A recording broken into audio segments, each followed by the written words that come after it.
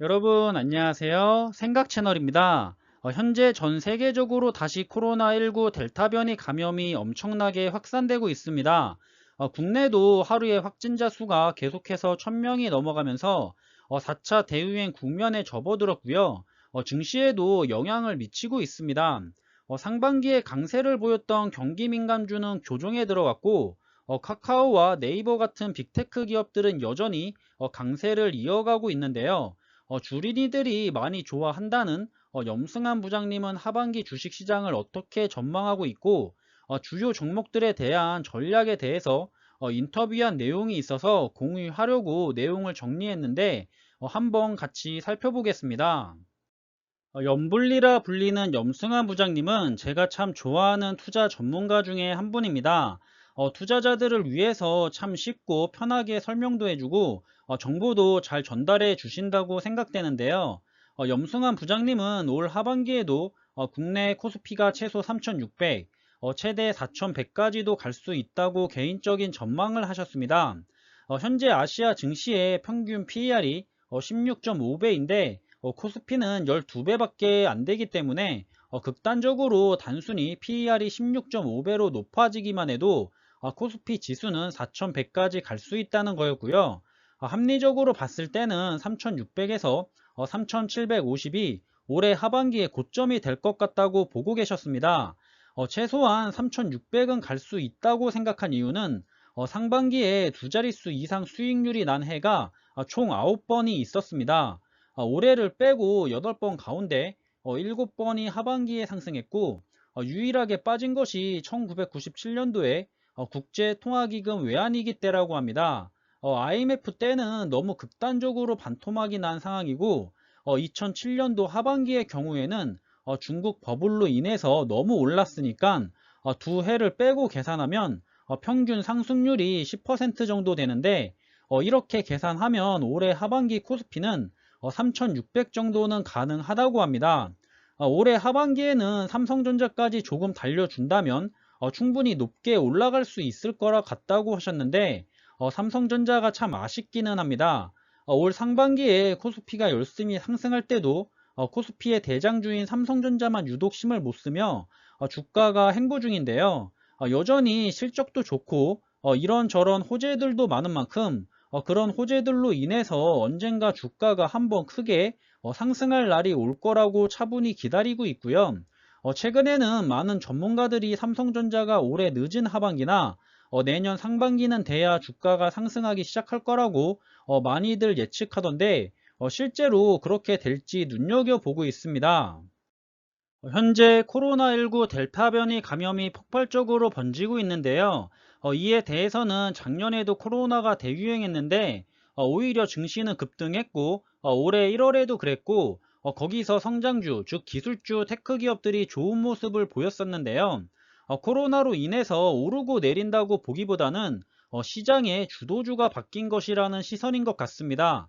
확실히 저도 코로나로 인해서 전기차나 자율주행, 인공지능, 사물인터넷, 가상증강 현실 등 4차 산업혁명을 앞당겼다고 보고 있고요. 그래서 시장의 주도주가 성장주인 기술주 테크 기업들로 바뀌었다고 생각하고 있고, 그러한 성장주들이 앞으로 오랫동안 우리들의 미래를 주도해 나갈 기업들이라고 판단해서 투자를 하고 있습니다. 아무튼 현재 델타 변이로 인해서 확진자가 계속 늘어난다면 증시의 악재가 아니라고 보고 있고, 이게 지속되면 최근에 계속해서 금리 인상을 시사하고 있었던 한국은행의 금리 인상 계획도 잠시 미룰 수도 있기 때문에 증시에는 오히려 좋은 영향을 미칠 가능성도 배제할 수는 없을 것 같습니다. 재난지원금도 빨리 집행할 수 있을 것 같고, 소비를 더 진작시킬 수밖에 없는데 정부도 부담스럽겠지만 결국에는 서민 경제를 살려야 하기 때문에 너무 경제가 빨리 좋아지는 것이 증시의 악재인 것이지 이렇게 약간 후퇴하는 것도 나쁘지 않다고 하고요. 그리고 여기서 카카오나 네이버는 오히려 더 혹이라고 보신다고 합니다. 그렇다면 또 많은 투자자분들이 관심을 가지고 투자하는 기업인 카카오와 네이버에 대해서는 현재는 많이 상승한 카카오보다는 네이버가 더 좋은 것 같다고 합니다. 카카오가 올해 상반기에 너무 많이 올라가서 2배 정도 올라갔기 때문에 이제는 카카오가 좋다는 것을 투자자들이 너무 잘 알고 있어서 삼성전자의 뒤를 이어서 국민주처럼 되어 버렸다고 합니다.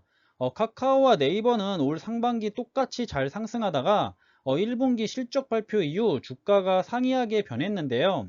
카카오는 너무 좋았던 실적을 바탕으로 주가가 계속해서 정말 미친 듯이 상승했고, 네이버는 좋지 못했던 실적으로 주가가 행보하기 시작했었습니다. 저는 카카오에도 일정 비중 투자하기로 결정한 후 상황을 지켜보다가 3월 초에 많이 하락했다고 생각해서 반등 시그널이 왔을 때 매수를 했었고요. 그 후로 생각보다 너무 많이 올라가서 조금 놀라기도 했습니다. 일각에서는 카카오를 정부가 규제하는 것 아니냐는 얘기도 나오고 있는데요. 규제를 하기도 어렵습니다.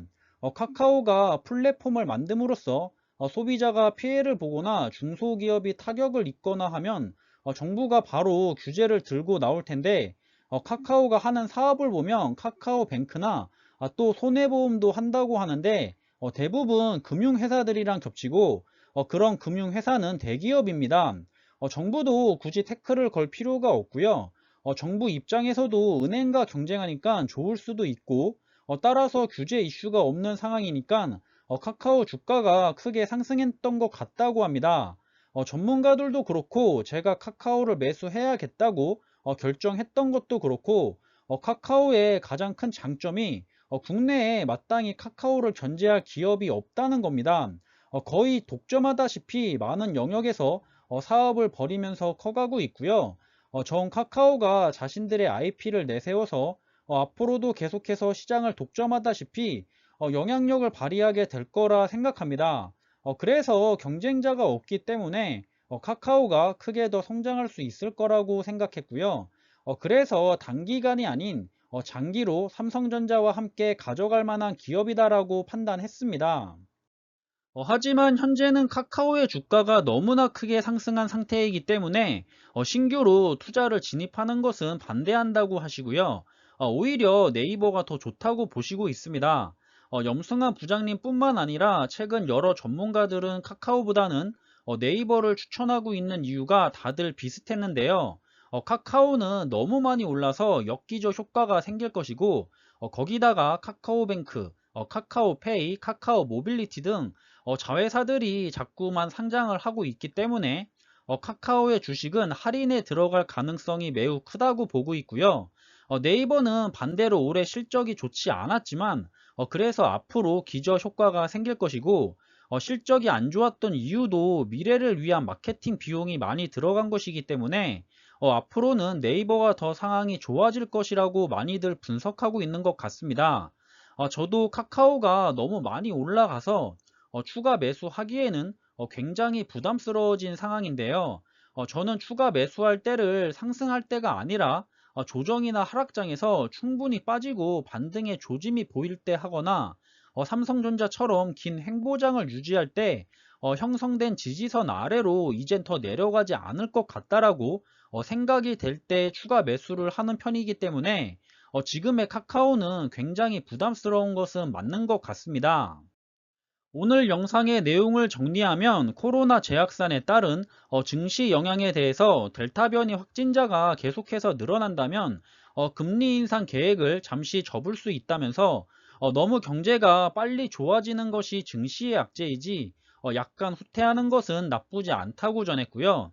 기업의 이익이 빠르게 증가하고 있어서 하반기 코스피가 충분히 3,600 이상 갈 수 있다고 예상하고 있고, 여기에서 삼성전자까지 하반기에 좀 달려준다면 더 좋은 성과도 보일 수 있을 거라고 생각하고, 최근 주식 투자자들의 최대 관심사 종목인 카카오와 네이버에 대해서는 카카오는 너무 많이 올라서 솔직히 지금 들어가는 것은 좀 무리인 것 같고, 카카오보다는 네이버에 투자하는 게 낫다는 조언을 하면서 그 이유는 네이버는 올해 실적이 안 좋았기 때문에 내년에는 기저 효과가 생기는 반면 카카오는 올해 너무 좋았기 때문에 역기조 효과가 생길 수 있다는 게 이유라는 것을 정리해 볼 수 있을 것 같습니다. 전문 투자자분들이나 일부 유명한 유튜버들을 보면 자신의 생각이나 질문에 대한 답변을 했을 뿐인데도 불구하고 아무래도 조금만 예상이나 단순 본인만의 의견이지만 빗나가거나 그랬을 때 소수의 투자자분들이 너무 심하게 비판하거나 욕이나 다름없는 표현을 하면서 비난하기 때문에 다들 굉장히 조심스럽게 의견을 전달하는 것 같습니다. 저는 정말 그런 일부의 행동을 일삼는 분들로 인해서 건전하지 못한 커뮤니케이션이 없어지기를 바라고 있는데요. 투자를 그런 전문가들의 말에 의해서 마냥 따라 해서도 안 되고 자신과 다른 생각을 가지고 있다고 해서 무조건적인 비난이나 비판을 해서도 안 된다고 생각합니다.